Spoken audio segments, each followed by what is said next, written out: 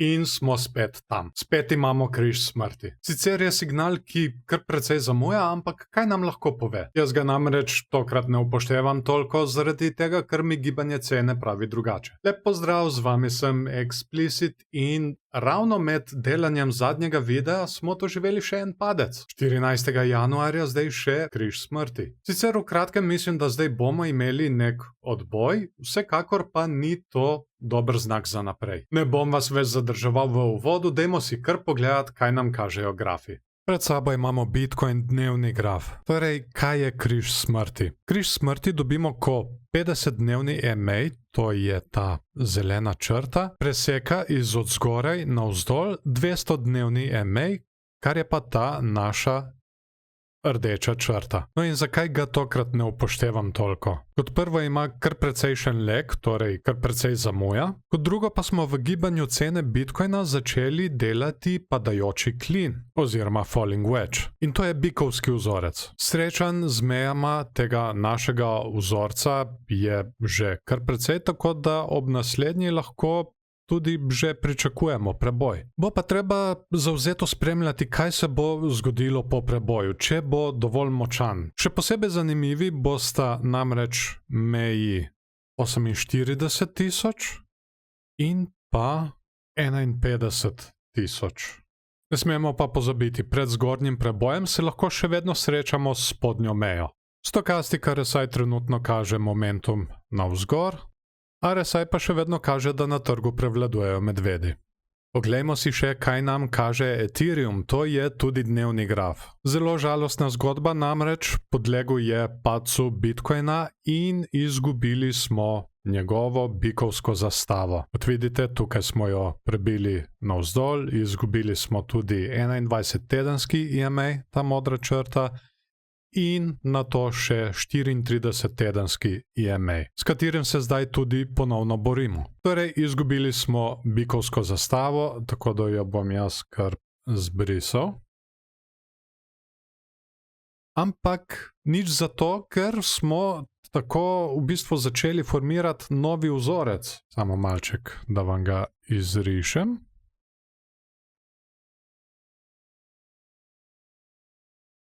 Tole linijo bom spremenil. Tako.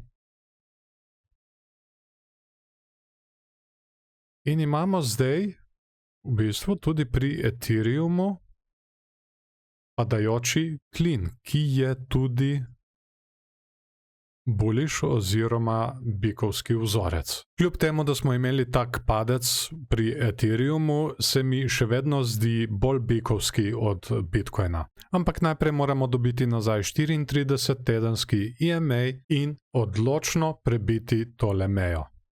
Poglejmo si še Bitcoin dominanco na kriptotrgu, tudi dnevni graf. Na kratko, višje kot smo, boljše je za Bitcoin, nižje kot smo, boljše je za altcoine. In tukaj, kot vidimo, se še vedno lepo držimo pod našimi magičnimi 40%, sicer smo imeli prej en false breakout, ampak smo se hitro vrnili nazaj dol. In to po mojem mnenju vsekakor nakazuje boljšo kratkoročno prihodnost za altcoine. Torej, kot sem povedal v prejšnjem videu, da se bo Bitcoin počasi dvigoval, medtem ko bodo altcoin dosti bolj blesteli.